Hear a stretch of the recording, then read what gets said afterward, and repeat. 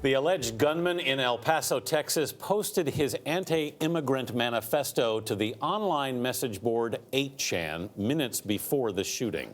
Cloudflare, the network provider for 8chan, has since announced it is dropping the site.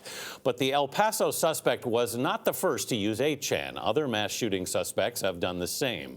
Jeff Pegues is here. Jeff, what's being done to prevent shootings like this? Well, good morning. Just a few months ago, the FBI created and enhanced a special task force to study active shooter incidents. Their goal has been to find ways to prevent them by looking for similarities and links.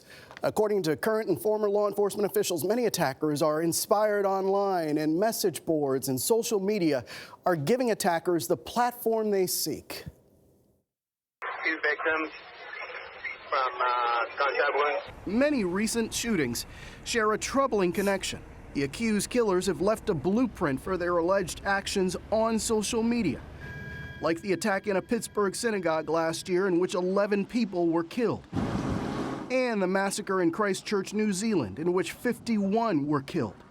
Nate Snyder is a former counterterrorism official in the Department of Homeland Security. You have would-be recruiters and provokers who are using these platforms to get to people on a personal level. The posts are out in the open, but difficult for law enforcement to spot unless they get a tip before an attack happens. Inside this conference room in an unmarked building, the FBI has been working to prevent future attacks. Analysts comb through dozens of recent active shooting cases. Agent Andre Simmons says they have been looking for patterns. It's not really accurate to say that someone just snapped. Not at all. In fact, what we found is that all of the shooters in our study certainly planned and prepared. Many shooters spent almost 2 years. 2 years. Planning their attack. FBI studies have found that only 25% of active shooters had ever been diagnosed with mental illness, and that shooters aren't typically loners. 27% had significant online interaction. He has a heightened interest in weapons and explosives. The FBI tells us they receive 3 to 4 referrals a week of people who've landed on law enforcement's radar. But in the majority of cases, people who see the signs of trouble before mass shootings often don't call police. And the motivating factors, are they the same or different? They vary. Usually it's a desire for some omnipotent control, even if it's just momentary. And there's also a degree of a desire for infamy and notoriety.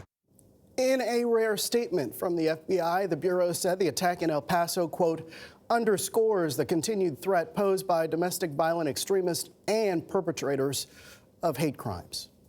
All right, Jeff, and so much information that investigators have, but yet they stop a lot of things that we don't hear about. Yes. But you can't necessarily prevent some of these things that we continue to report on. That's right. I mean, it's a tough task. They're trying with that unit there to boil down some of the symptoms, if you will, of an impending attack so that they can reach out to the public and say, hey, here's what you can look for. But it's hard getting those 1 or 2 things to look for to make it easy for people to spot. Yeah, and getting somebody to say something, as you said in your report. It's the idea of if you see something, say something.